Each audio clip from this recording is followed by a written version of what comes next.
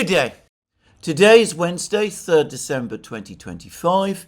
And again, let me remind you before I start the video, if once you've watched the video or whichever part of the video you want to watch and you've liked what you've heard, then please indicate that fact by ticking the like button. Anyway, let me proceed with the rest of the video. And today's video is going to be largely, entirely about the Ukraine conflict. There's still rumblings and uncertainties about the situation with Venezuela. President Trump appeared to have announced a no-fly zone over Venezuela. He then seems to have walked that back somewhat. For the record, flights to Venezuela have mostly ended, but not entirely. So flights from Russia, Colombia, Panama continue to Venezuela. So there is no actual no-fly zone in effect at the present time. But anyway, the situation with Venezuela remains unresolved. And by the way, the same is true, in a sense, about the situation with respect to Ukraine, which will be the main topic of this program. So, yesterday was a busy day in terms of diplomacy, and it began with a brief press conference that was given by President Putin of Russia in advance of his meeting with Jared Kushner and Steve Witkoff, the two envoys sent to Moscow by the President of the United States, Donald Trump.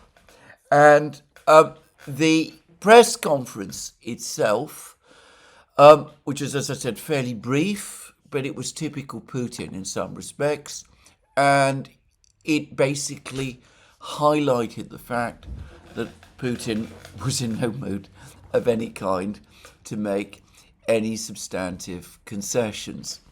And he was asked about the situation in Pakovsk.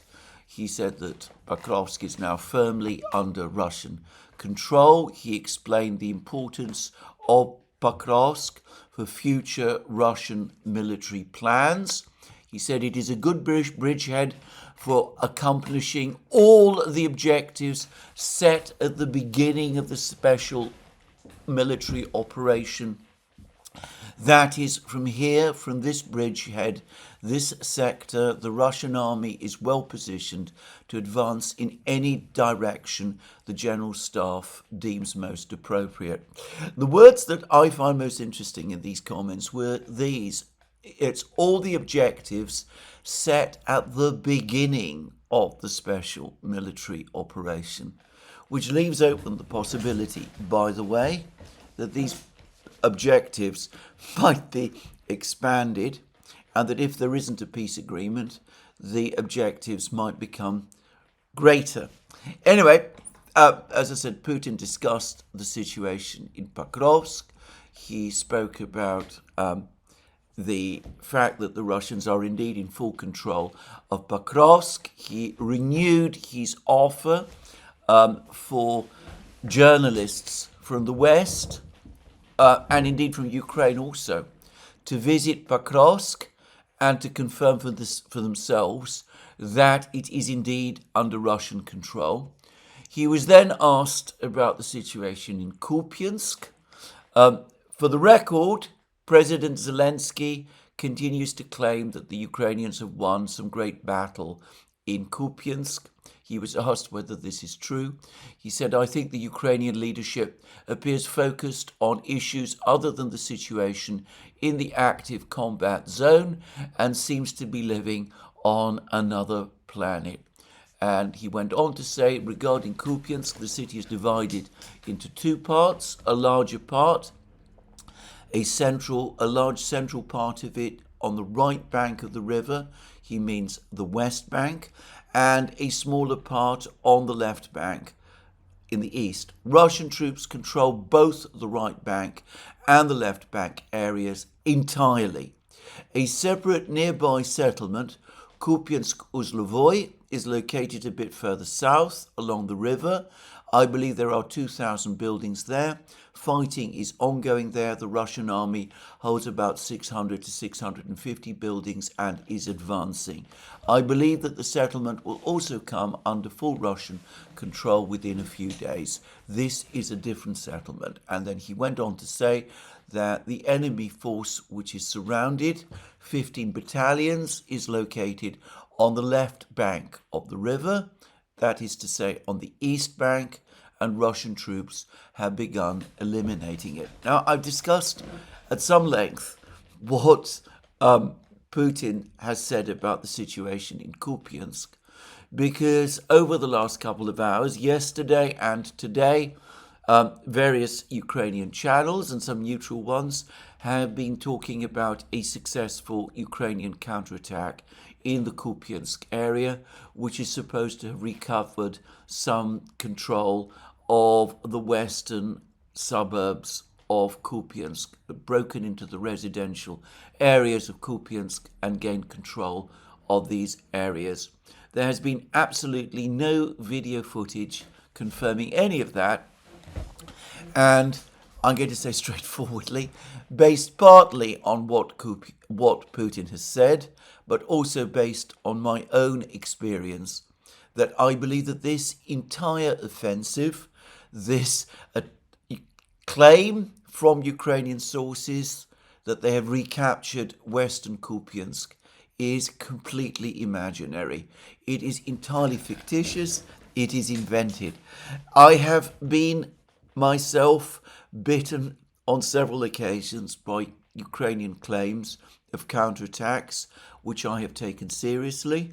I don't believe that this counterattack has any reality at all. I believe it is entirely a media construct. I will explain why later in this program. But anyway, that's what Putin had to say about the situation in Kupiansk. He then talked a great deal about the Europeans. He was asked about the Europeans, and he was asked why are they not involved in the negotiations. And he said that Russia has not excluded the Europeans and the Europeans of the negotiations to settle the conflict in Ukraine. He said that they abruptly cut off contact with Russia. That was their initiative. Why did they do this? Because they embraced the conflict of inflicting a strategic defeat on Russia and, by all appearances, continue to live under this illusion. Intellectually, they understand perfectly well that this possibility has long since vanished, that it was never feasible. They once believed what they desired, but they still can't and won't admit it. They withdrew from this process of their own accord. That is the first point. And then Putin went on to say that the Europeans, unable to admit to themselves or to admit publicly that their plan to defeat Russia in Ukraine has failed, what they're doing instead is they're doing everything they possibly can to sabotage any ongoing negotiation process between the United States and Russia to settle the Ukrainian conflict by making demands which they know the Russians can never accept. Demands, for example, for an unconditional ceasefire on the existing conflict lines, for Ukraine to preserve its right to join NATO, for Ukraine to have an army of 800,000 men. It's been pointed out, by the way, that such an army, 800,000 men, would be bigger than the British, French and German armies put together. And I believe that it would be roughly the size of those three armies, plus the Turkish army, which is the second biggest army in NATO put together. Larry Johnson at Sonar 21 has discussed this thoroughly. We are talking about a ridiculous figure for a peacetime Ukrainian army, when the Europeans say that Ukraine should be entitled to an army of that size, they're simply plucking grotesque numbers out of the air. Ukraine has no ability in peacetime to sustain indefinitely an army of that scale. Again, it's clearly a wrecking maneuver and one which no one should take seriously. And then Putin said that the Europeans have no peace agenda. They are on the side of war, even when they ostensibly attempt to introduce amendments to Trump's proposals. We see this clearly. All their amendments are directed towards one single aim: to completely obstruct the peace process, to put forward demands that are utterly unacceptable to Russia. And they understand this, and basically what they're trying to do is then to put the blame on Russia. When Russia rejects these absurd proposals, the Europeans turn around and say that it's Russia's fault that the war is continuing. And then there was perhaps the section which has attracted the most international attention and which has been the subject of relentless spin in the Western media. Because if you read Western media articles casually, if you judge purely on the basis of the titles of some of these articles, you might have gained the impression that Putin was threatening Europe and threatening Europe with war and saying that Russia is ready for war with Europe and that the Russians basically have threatened Europe with something akin to conquest or destruction. You have to read the articles themselves, and this is not, by the way, true even of all of the articles. You have to read the longer articles thoroughly to understand that Putin's words were actually nuanced. Actually, it's incorrect to say that they were nuanced, because this is a complete distortion to the point of a misrepresentation of what he actually said. And I'm going to read out now the Kremlin's transcript, English language transcript of what he actually said about war in Europe. He said, "We are not planning to go to war against Europe. I have said that 100 times. If Europe wants to wage a war against us and suddenly starts a war with us, we are ready. There should be no doubt about that. The only question is, if Europe suddenly starts a war against us, I think very quickly, Europe is not Ukraine. In Ukraine, we are acting with surgical precision. You see my point, don't you? It is not a war in the direct modern sense of the word. If Europe suddenly decides to go to war against us and actually follows through with it, then a situation must arise very quickly where we will be left with no one to negotiate with." Now, this was said in response to this question. And this is from a Russian media outlet. Hungarian Foreign Minister Szijjártó said today that we might find ourselves in a state of war with Europe literally today. He says that the European portion of NATO plans to bring its forces to full combat readiness by 2029 and that by 2030 there is a risk of an armed conflict. This is a very serious, almost sensational statement. What do you think about it?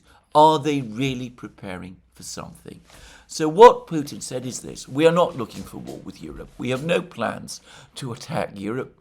We have said that 100 times. We are aware of all of these statements from the Hungarians. We are aware of all the overheated, extreme rhetoric about war coming out of Europe. If the Europeans completely take leave of their senses and attack us, then, of course, we are ready. We will defend ourselves. But in that case, people in Europe should understand that in such a war, which will be for Russia a defensive war, it will not be a war like the war in Ukraine, where the Russians have repeatedly pulled their punches. They have not conducted the war. They have not conducted an all-out war. They have restricted themselves to a special military operation, which has prevented the Russians from doing all sorts of things that they might do in an all-out war.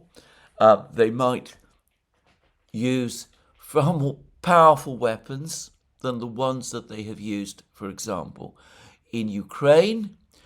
And Putin said that in such an unrestricted war, which would in effect be a world war, World War III, then a situation may arise very quickly where we will be left with no one to negotiate with.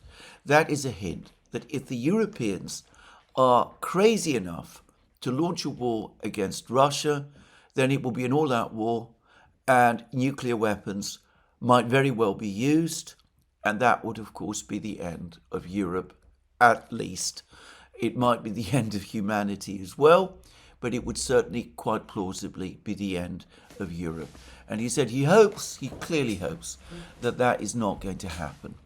And then he turned to what I think is a much more interesting passage altogether, one which has attracted very little attention, but which I think reflects the rage, anger that exists in Moscow over a particular event, and that is the attacks that have been taking place on oil tankers that have been involved in the carrying oil from Russia and transporting it to various countries and places around the world. So there have been 2 attacks, heavy damage done to 2 tankers in the Black Sea, both in Turkey's economic zone. The Turks are furious about this. Erdogan has spoken out against it. Kazakhstan is furious about this. Kazakhstan has spoken out against it.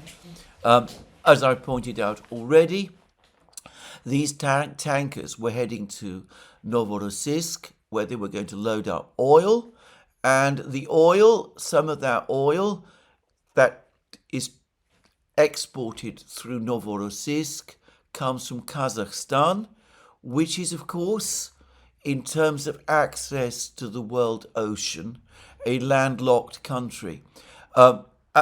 Kazakhstan does have a coastline, but it is on the Caspian Sea, which is an enclosed sea. Kazakhstan's oil exports are exported through the Russian Black Sea port of Novorossiysk. So Kazakhstan was furious about this attack.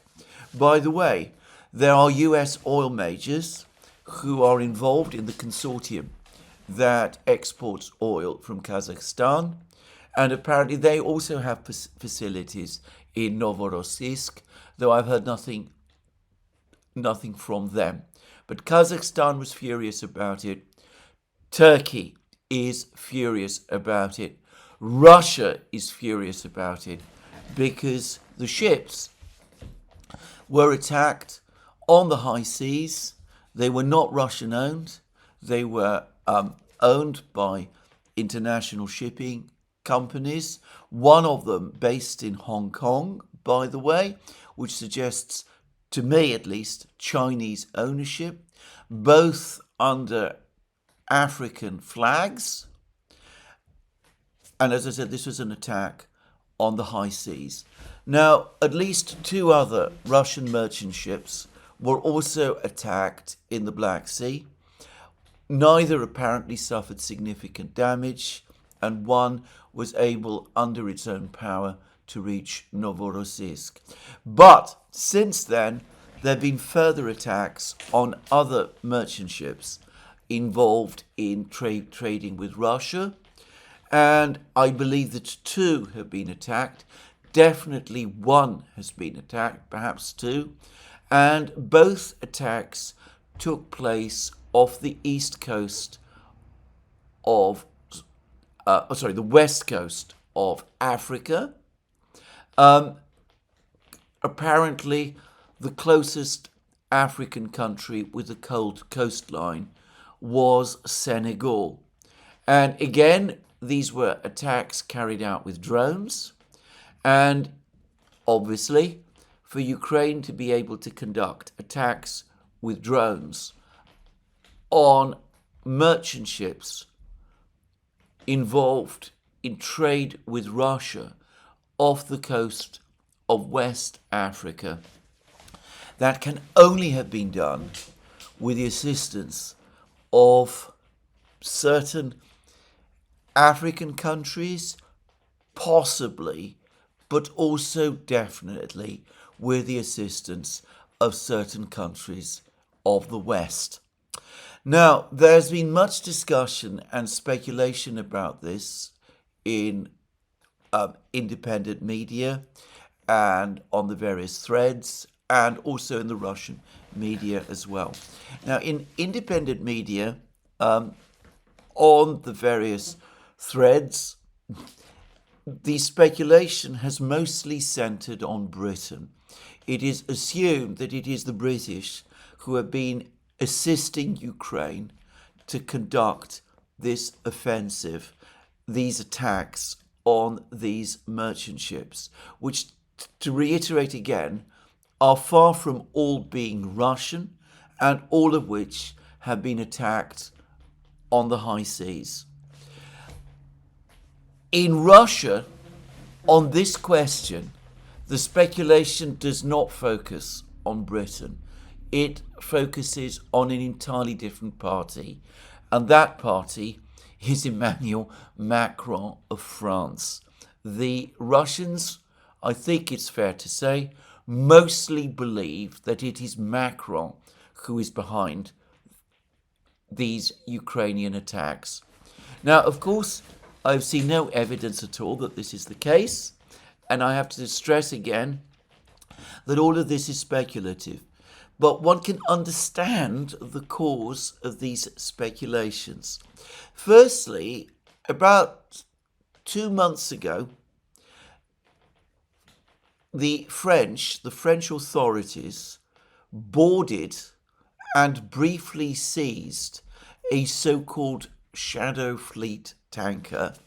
In other words, a tanker involved in shipping oil from Russia off the coast of France. French special forces boarded the ship. It was taken to France. The Chinese captain was held in detention for a while. The ship was searched because the French authorities, President Macron, alleged without any proof that the tanker had been used to launch drone attacks, or at least drone surveillance over European bases and European airports and that kind of thing. No evidence of that kind was found on the tanker, and Macron was forced to release the tanker and release the captain, which went steaming on its way. So we can already see that Macron took the first step to seize a ship on the high seas with no actual evidence, though in the event he had to release it. And so the Russians have seen that Macron is prepared to take these extraordinary steps to try to tighten control, if you like, to interfere with Russia's oil exports. And I think the other thing that makes the Russians suspicious and believe that the French are involved is precisely the fact that these attacks on these ships are taking place off the west coast of Africa. because despite the fact that France's presence in West Africa has significantly reduced over the last few years, the French still have a presence there. I believe they continue to have a presence, for example, in Senegal. And the government of Senegal, I believe, is still friendly to France. So if drone attacks on ships off the west coast of Africa are going to take place, the obvious Western country to assist in them would be France, because France is the historic dominant Western power in this region. There are other factors. Over the course of Zelensky's visit to France, the one that took place 2 or 3 days ago, Zelensky met with Macron, and Macron assured Zelensky that from February the Russians would be facing severe problems, their economy would start to crumble, their finances would begin to disintegrate, all of those sort of things. And of course Macron is one of these people who has, I think, almost entirely accepted the narrative that Russia is still massively over-dependent on oil to fund its budget, oil exports to fund its budget. In fact, this is an article of faith for advocates of sanctions in the West. And he believes that these sporadic attacks on ships involved in the oil trade, the Russian oil trade, will presumably bring this oil trade to a stop, and that this will create a major crisis for the Russian budget, and that will then lead to a crisis in the wider Russian economy, and presumably it will lead to some kind of financial or economic or some kind of collapse in Russia, and that will then be the moment when finally the West and Ukraine will triumph. I don't think I am summarizing Macron's thinking wrongly. And of course, it remains the thinking of many people in the West. So, for example, the European Union has just imposed upon itself further decisions to stop all imports of Russian gas from 2027. And it's, of course, already decided that after 2027, it will cease to import oil completely from Russia. So they believe, they've convinced themselves that if they do that, that will choke off Putin's finances, the way they put it, make it impossible for Putin to finance the war. And of course, they also believe that these attacks, these supposedly plausibly deniable attacks on the high seas, because of course there is no overt hand of France in this. People can assume, can speculate that it is France, but to say it again, there is no proof. Anyway, perhaps Macron believes that, this is going to stop the oil trade. People will stop buying Russian oil because of that, and that will choke off the Russians and precipitate the sort of collapse that Macron is talking about. Now, I should say, first of all, that this entire premise that Russia is a gas station masquerading as a country, that it floats on a sea of oil and gas revenue, is completely wrong. Now, I've discussed this in many places, but as it happens, just a few days ago, on the 27th of November, in fact, the Russian Prime Minister, Mikhail Mishustin, actually discussed this very question. And he said that sectors not related to production and refining of hydrocarbons already provide more than 3/4 of budget receipts, and their profitability increased by more than 13%. When and Mishustin said this when summarizing federal budget performance for 9 months of 2025. Development of the economy, expansion of the welfare of citizens, and certainly performance of all social commitments of the government depend on balanced growth of the economy. Financing of all these areas was backed by a significant rise in non-oil and gas revenues above 13%. This is, in other words, it increased funding receipts from the non-oil and gas sector increased by 13% over the course of 2025. Such addition was formed by industry, agriculture, undertakings in the spheres of services, finance, and innovations. Their share in total revenues of the state is already above 3/4. They exactly make up the basis of the national economy, provide for budget stability. It is important not to soften budget discipline and continue the groundwork for the next year. I've been pointing this out for years, by the way, and I've pointed out for years that people in the West overestimate the proportion of oil and gas receipts to the Russian budget. And it is indeed dwindling, and it is below 25%. Now, just to say, that 25% is not just made up of receipts from oil and gas exports. Russian oil and gas companies also sell oil and gas on the domestic Russian market. And that makes up, I believe, the larger part of their profits, as you would expect. And whatever Macron and company do to try to stop Russian oil and gas exports, some Russian oil and gas will continue to get through. And of course, oil and gas exports to China will be mostly unaffected because most of them go to China, the bulk of them go to China now by pipeline, by oil pipeline and by the Power of Siberia gas pipeline, which is in operation.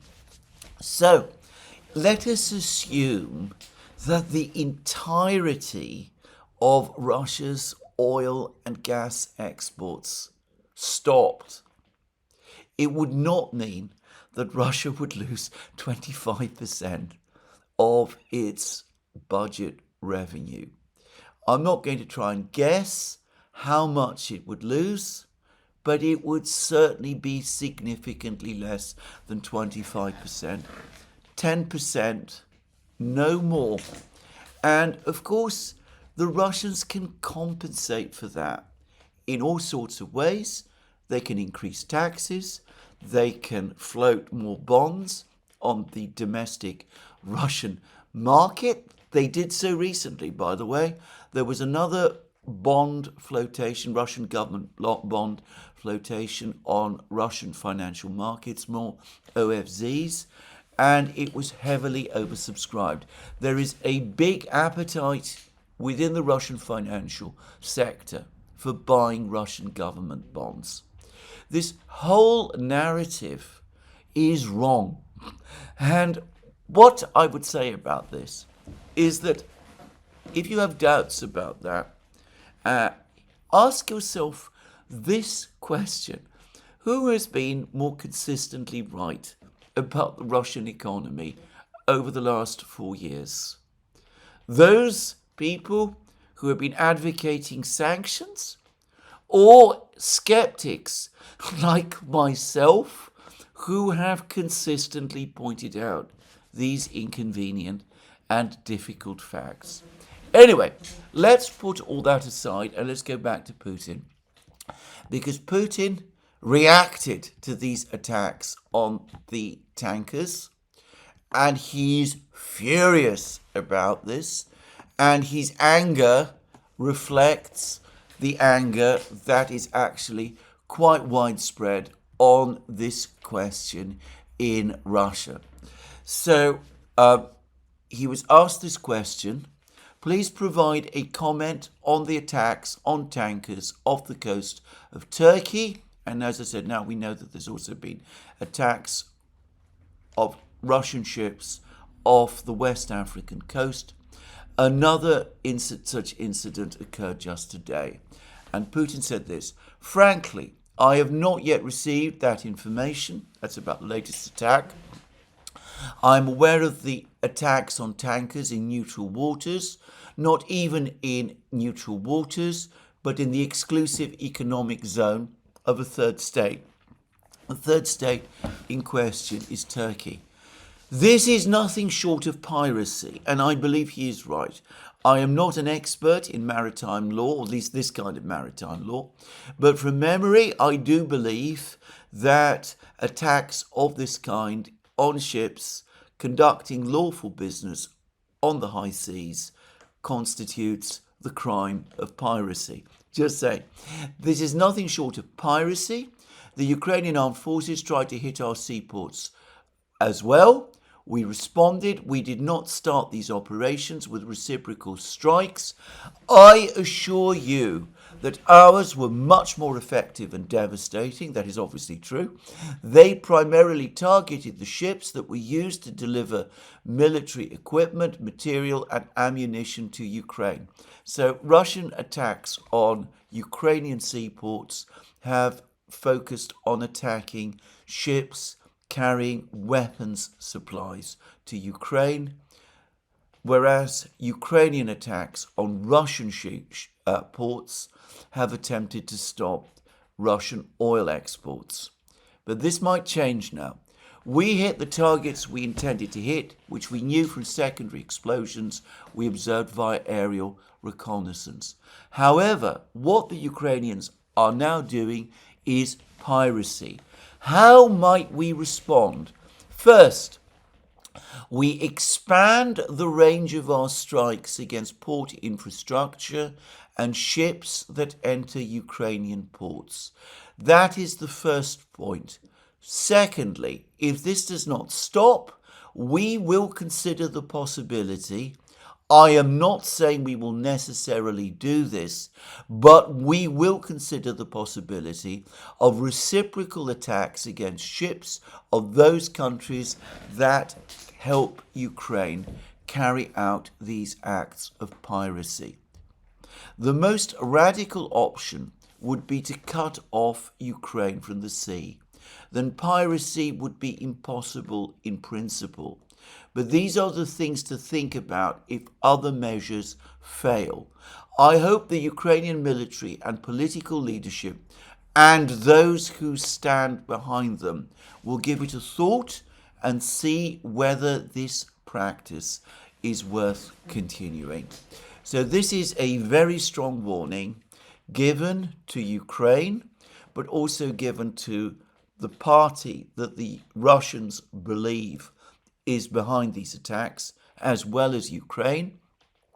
And I have already said that I think that the Russians believe that that party is none other than Emmanuel Macron. And look what Putin is saying. He says, look, up to now, we have not been attacking ships that conduct normal, peaceful maritime trade with Ukraine. But if this continues, we might reconsider that. We will expand the range of our strikes against port infrastructure and ships that enter Ukrainian ports.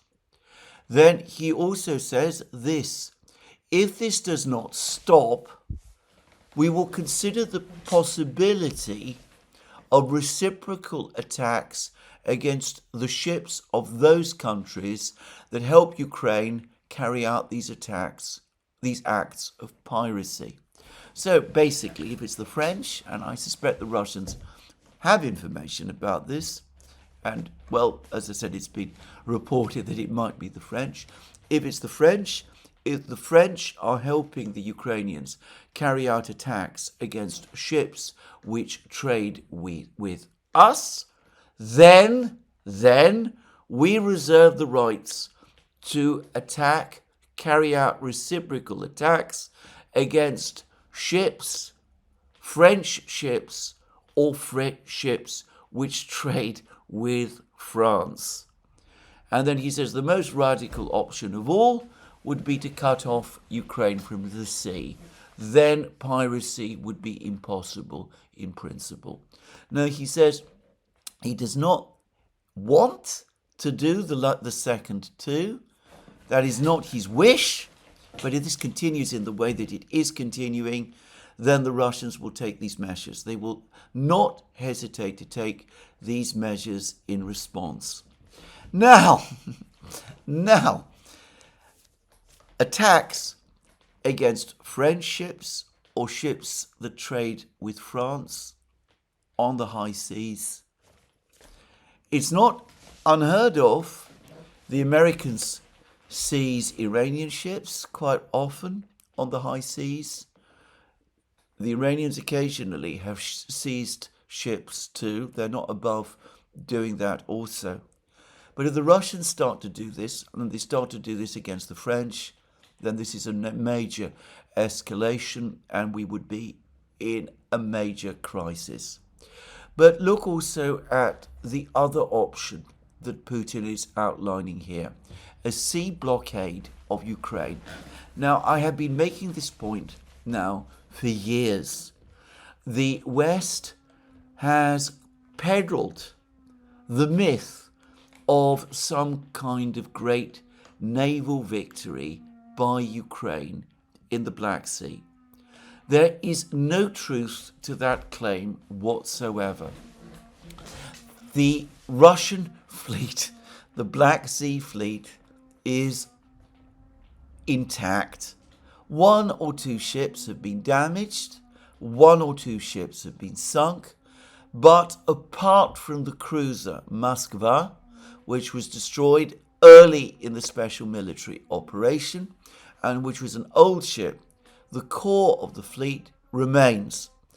And if the Russians wanted to close the Black Sea to merchant shipping, trading with Ukraine, they are fully able to do so.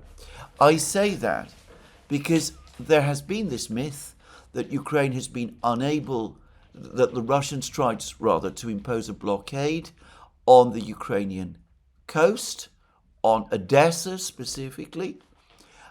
I believe that the Russians did give serious thought to that possibility in 2022. They came up against a wall of criticism and opposition from the Global South when they considered it. The Global South was worried that it would affect Ukrainian grain exports and would lead to higher food prices. The Russians offered to supply food for free to Global South countries in order to keep food prices low, but Global South countries were not impressed, and the result was that the Russians made a political decision that they would not enforce a blockade. Putin is now threatening to do it, and the Russians have the means to do it. They can use their submarines to attack ships going to Odessa. They can mine the entry points to Odessa. They can use missiles and aircraft to strike at merchant ships trading with Odessa. They can actually seize ships in the Black Sea that are heading to Odessa as well. They've been able to do this at any time since the start of the special military operation. For political reasons, they have not done it. They are now threatening to do it. Now, I presume that by this point, the Russians feel that the war has dragged on long enough that they can explain this, if they have to do it, to the countries of the Global South. And I believe, by the way, on that they are right. I don't think that this is simply a bluff. My point is, however, that if it is not a bluff, is this what Macron, assuming it is him who is supporting these operations, wants to see? Does he want to see French ships or ships trading with France attacked also on the high seas? Does he really want to see Odessa blockaded in this way? I would have thought not. Again, the extraordinary belligerence and recklessness of Macron, which has been so visible ever since the fall of Avdiivka in February 2024, is astonishing. And I know that it is causing alarm in France. And I think after these words of Putin's, it should cause even more alarm. At the very least, it seems to me that the French opposition, which has overwhelming support in France, if you take both the left and the right of that opposition and put them together, should be demanding answers from Macron. Is he involved in this? What does he think about it? Is he going to back off? Anyway, there we are. That was Putin's press conference, and it was an interesting one, and it tells us quite a lot about the mood in Moscow now. And to repeat again, all of this took place on the eve of the visit to Moscow of Steve Witkoff and Jared Kushner. Now, Witkoff and Kushner arrived in Moscow, and they were very courteously and warmly received, and they duly had their 5-hour meeting with Putin in the Senate building in the Kremlin. Ushakov and Dmitriev were both there, and there's pictures, and you can see everybody looking happy and friendly with each other. I should say that I understand that Putin has a cold, but it doesn't seem to have slowed him down very much. He didn't just meet with, he hasn't just met with Kushner and Witkoff. He's also attended and given this press conference. He's also given a speech to an investment and business conference. Anyway, he's been busy, and he's, of course, preparing to travel to India as well, and will be flying to India tomorrow. And I suspect that today he will probably have a meeting with the Chinese Foreign Minister, Wang Yi, who is also in Moscow, and who yesterday had a very productive meeting with the Russian Foreign Minister, Sergei Lavrov, and who is also going to meet with Sergei Shoigu, who is the Secretary of Russia's Security Council. Anyway, Putin met Witkoff and Kushner, and as I said, there were lots of smiles. At least we see smiles in the cameras, very different from the mood of the meeting between the Americans and the Ukrainians in Florida that took place over the weekend. But anyway, this looked like a friendly and cheerful meeting, and it went on for 5 hours. Now, again, the media in the West has been reporting this meeting as Putin rejecting the peace plan that Kushner and Witkoff brought with them. Now, again, this is a distortion of what happened over the course of this meeting, a distortion taken to the point of a misrepresentation.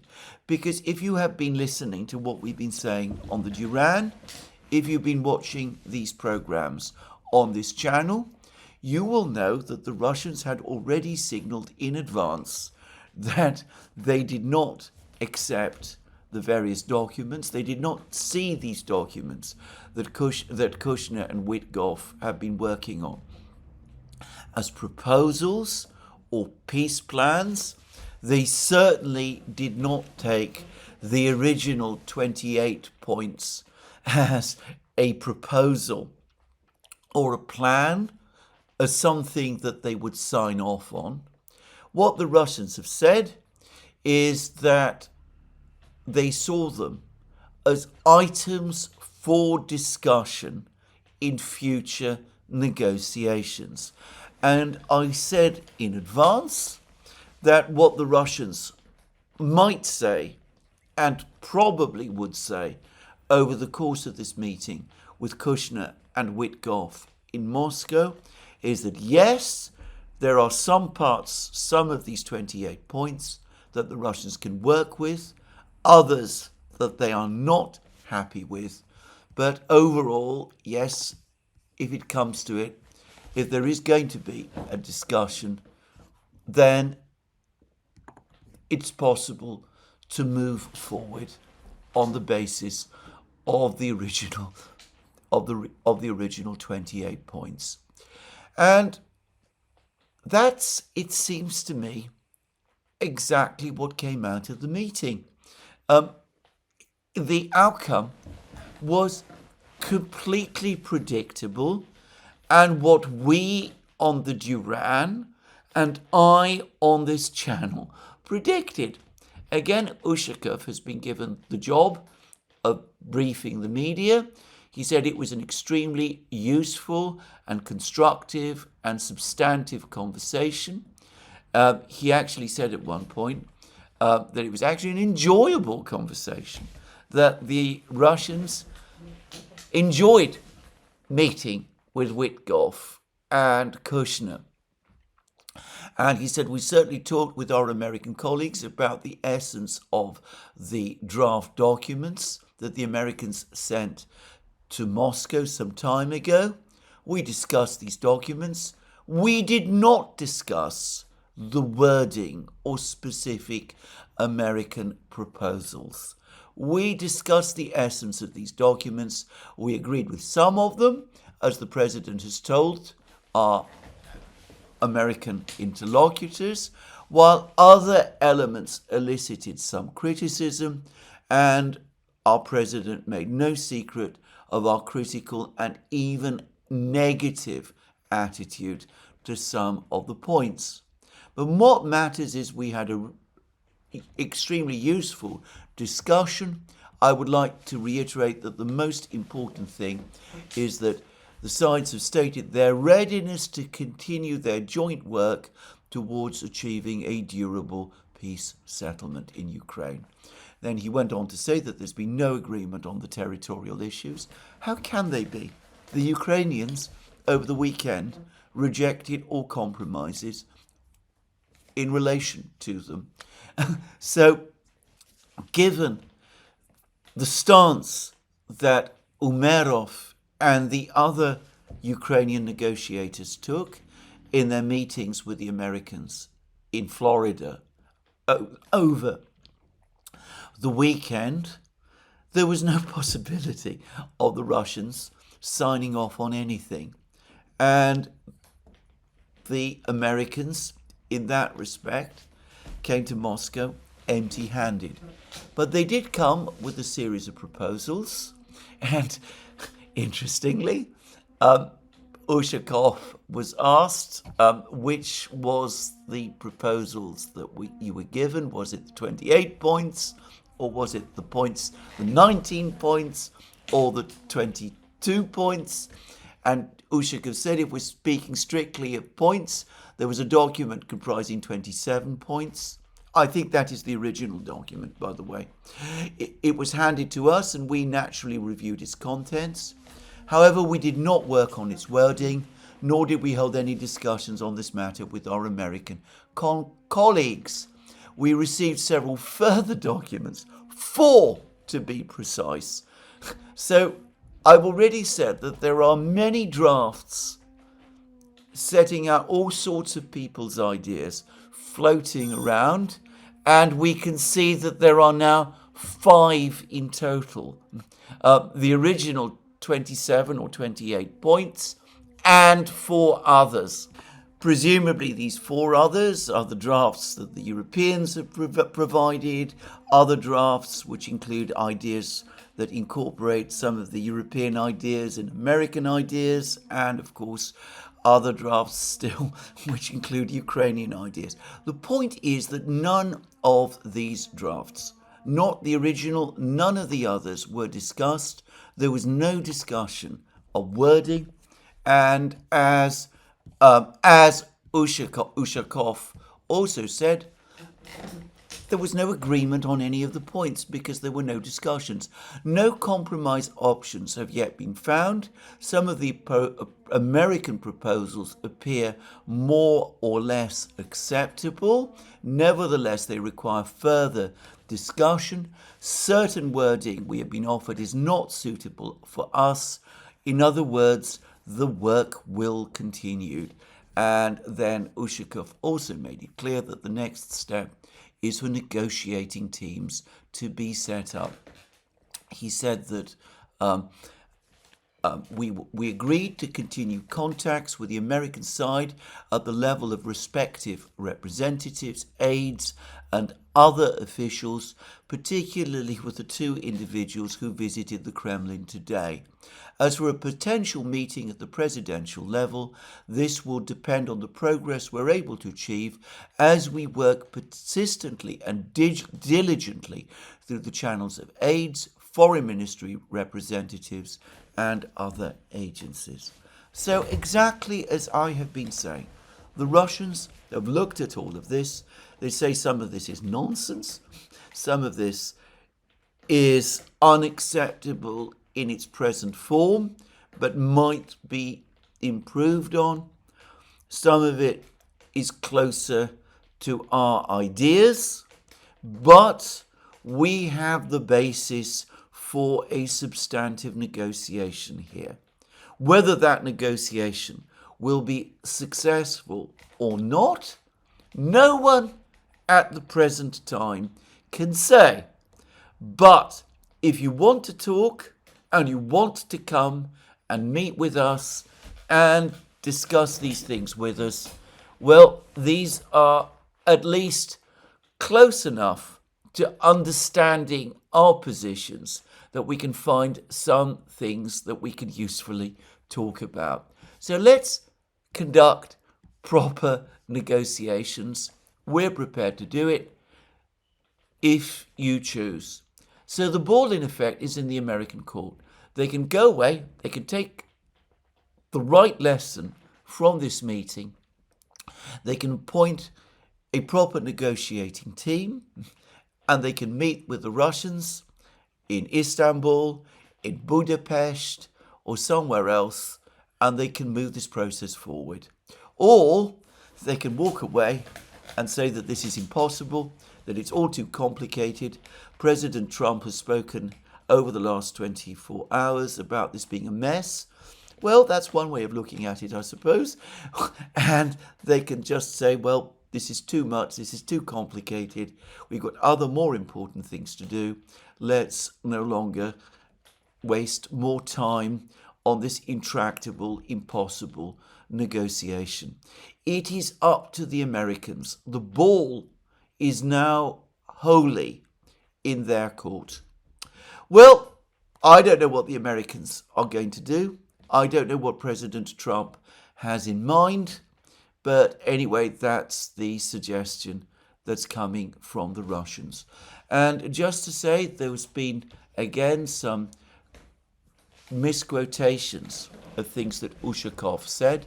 There's been suggestions that he said that the Russians and the Americans are as far apart from each other as ever.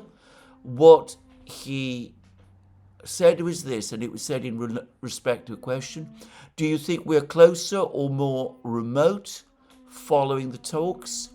And Ushakov replied, not more remote, that is for certain, but much work will have to be done. In other words, there is some points that we can talk about, but we are nowhere close to the point of reaching a conclusion yet. So the Russians did not reject anything, at least from their point of view, because no offer was made to them. Just discussion points which were presented to them and which they agreed to discuss and to negotiate in detail about in future negotiations. Now, there is an intrigue about this meeting because there were some suggestions prior to the visit, including suggestions by me in my programme yesterday, that Witkoff was going to meet with Zelensky in Ireland and perhaps give him his marching orders. I'm not sure whether he did meet with Zelensky in Ireland. There were other reports that Zelensky was joined by Umerov in Ireland and that Zelensky and Umerov together wanted to meet Witkoff. I'm not sure whether that meeting ever took place. Kushner and Witkoff then went to Moscow. There was a lot of expectations that following that meeting in Moscow, Kushner and Witkoff would go either to Kiev or to whichever European capital Zelensky is currently at and meet him there and brief him on the Moscow talks, but they didn't do so. They flew directly to Washington instead. They didn't stop off anywhere in Europe. So anyway, it looks as if Kushner and Witkoff had this 5-hour meeting, came away. As I said, everybody looked quite happy. I, of course, was not there, so I don't know how happy they really were, but Ushakov seems to think that the meeting went well. Rubio, by the way, has also spoken about it. He also says that the meeting went well, and there is some talk now about another telephone conversation between Putin and Trump. Presumably that will happen when Putin returns from India, where he is heading tomorrow, and the purpose presumably will be at that point to agree negotiating teams. This process, if it is a negotiating process, if it's going to happen at all, is at its beginning. It is nowhere close to an end. It's not anywhere close to an end because no substantive negotiations between America and Russia have taken place so far. Clearly, the Russians envisage direct negotiations between the Americans and themselves to end what both sides agree is a proxy war, that they are fighting against each other. The Europeans, as Putin said, have excluded themselves from the entire discussion.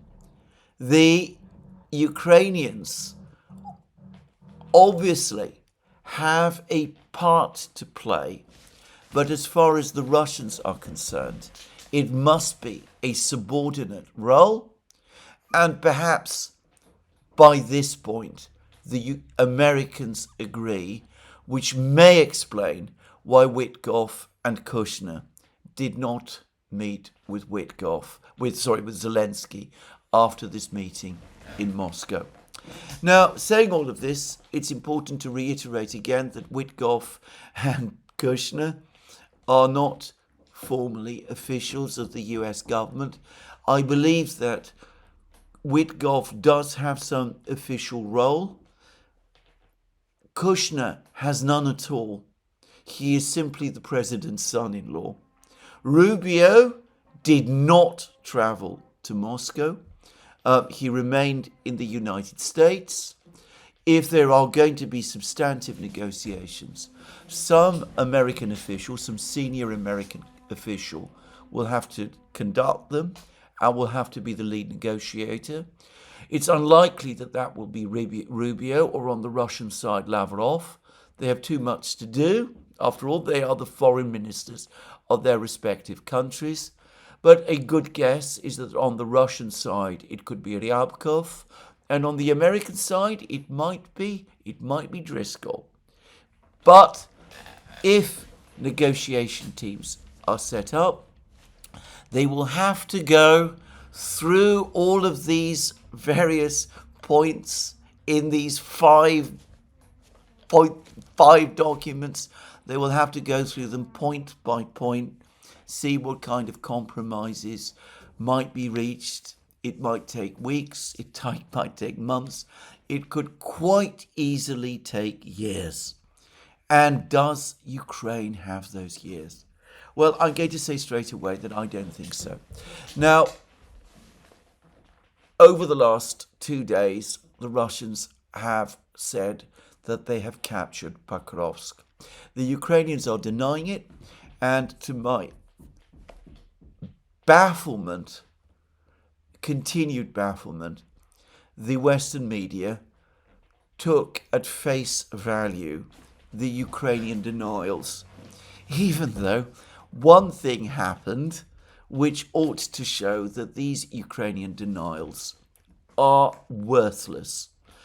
Briefly, the Russians, after announcing the capture of Pakovsk, released film footage of their soldiers raising flags in different places across Pakovsk, including in the main square of Pakovsk near the town administration building. Well, after that, a few hours after that, the Ukrainians also released their own video. And it was a video showing Ukrainian soldiers on the same square, which they had supposedly recaptured, driven the Russians away, apparently, recaptured the main square, in control again of the central administration building, and all of that. Except that those people who have better ability to analyze film footage, I have great difficulty analyzing film footage, but without exception, they all say that this is a fake and that it has been produced by AI. And I understand that this footage appears to show ordinary traffic on the roads in this main square, as if ordinary life was continuing in Pakovsk as normal, which obviously proves that the footage is fabricated. I have no doubt that that is correct. The various people who've been saying that this footage is a fake, appear to be the sort of people who I would judge to be completely reliable. Dima, by the way, at the Military Summary channel, has a good take on all of this. Now, that brings me to the claims about Ukrainian counterattacks in the Kupiansk area. If the Ukrainians are able to fake a video showing their control of Pakovsk, why should anybody take what they say about Kupiansk seriously? I don't. Putin, when he says that territory is captured by the Russians and has done so recently, he's consistently been proved to be correct, as mostly has his chief of staff, Gerasimov. And of course, the Russian commanders of the various forces that claim to have captured Kupiansk have also said this. I have no reason to doubt that they're telling the truth, because their information has proved to be reliable, and as we see, Ukrainian information has not.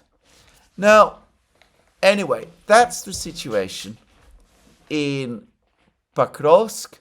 Russians are in secure control of Pakovsk. Right across the front lines, the Russian advance has continued, and it continues remorselessly. The Russians announced yesterday that they captured a village called Dobropilia. This is not to be confused with the town of Dobropilia, which is located north of Pakrovsk.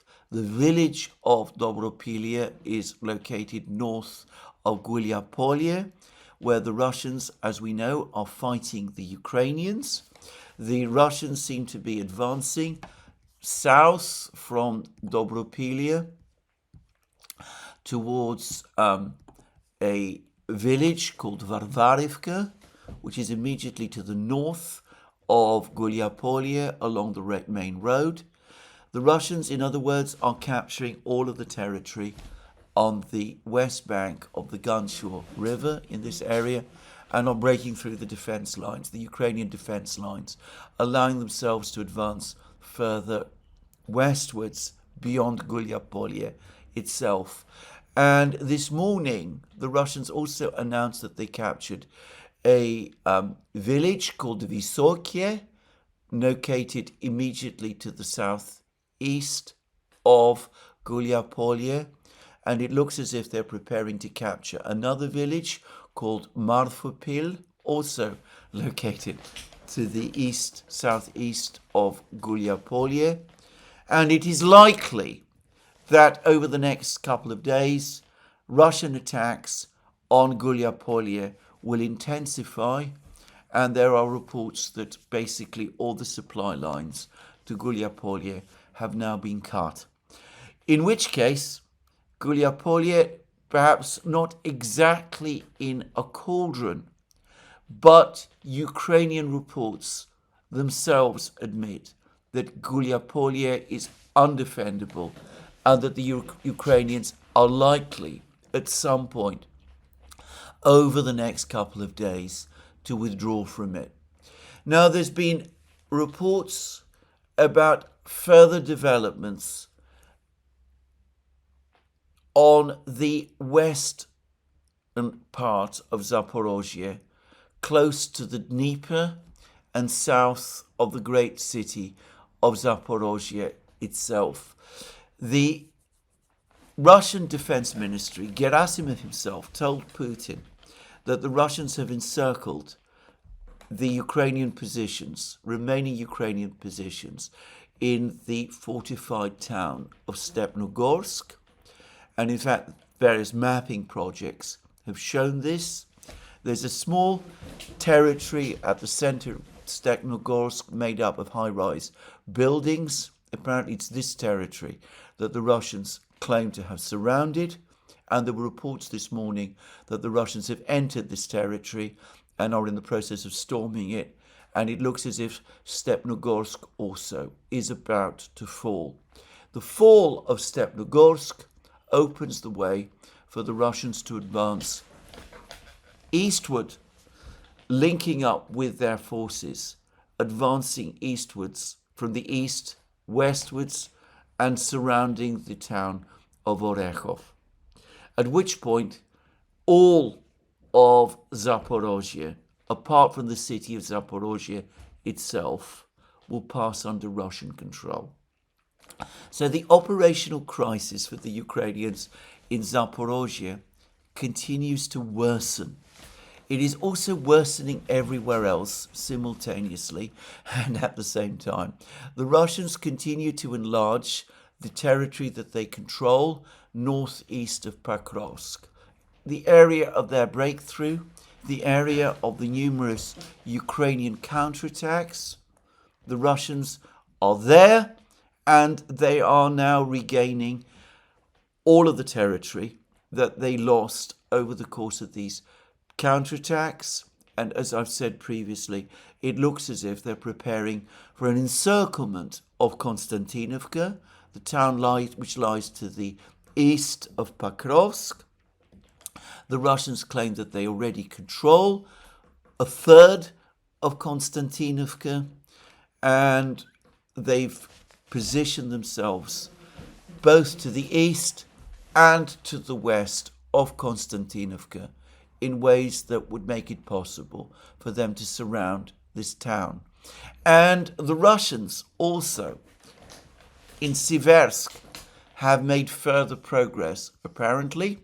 They have apparently managed to capture more places to the south of Siversk, there are reports that the Russians have now entered further villages to the south of Siversk as well. And there are reports that the garrison in Siversk, which is already fighting the Russians inside Siversk itself, that the garrison is in a cauldron. Reuters, the British news agency, recently published an article which I learnt about from the British historian Jeff Roberts about 11 Ukrainian soldiers that enlisted in the Ukrainian army this year. Several of them are dead, several of them are wounded, some have deserted, none of them are with the Ukrainian army anymore. Ukraine is facing a military crisis. The European Central Bank is refusing to support the 140 billion euro loan. And this morning, Belgium, ahead of the European Council meeting, at which the European Commission has again tried to float this proposal for the 140 billion euro loan, Belgium has said that none of the proposals made by the Commission remotely satisfy Belgium's concerns, and they remain opposed to the proposal, and that they intend, presumably, to veto it. So the situation for Ukraine continues to get worse. I cannot understand why European governments, which know this, don't tell Ukraine, look, these ideas that the Americans are floating are the only way that you as a nation can survive now. Why instead we get foolish acts like the attacks on the tankers, even if it wasn't France and Macron, given that we are now getting attacks off the coast of Africa. Some Western country must be involved, and frankly, I do think it is France. Why is this being persisted in? I am unable to understand. Time is running out for Ukraine. Even if this negotiation process finally gets underway, I doubt that there is enough time. But logically, the Ukrainians ought to be giving the negotiations every conceivable support that they can. Well, they're not doing it. European foreign ministers met today. They again criticised the Russians for rejecting President Trump's proposals. An inane comment, as I've pointed out, given what actually happened at the meeting in Moscow yesterday. They continue to sabotage the proposals. Just as Putin said, all they can do is act as wreckers of any peace initiative in a war that anybody can see is now lost. Well, this is where I'm going to finish today's program. Let me remind you again, you can find all our programs on our various platforms, Locals, Rumble and X. You can support our work via Patreon and Subscribestar and by going to our shop, links under this video. Don't forget to check out our Substack site.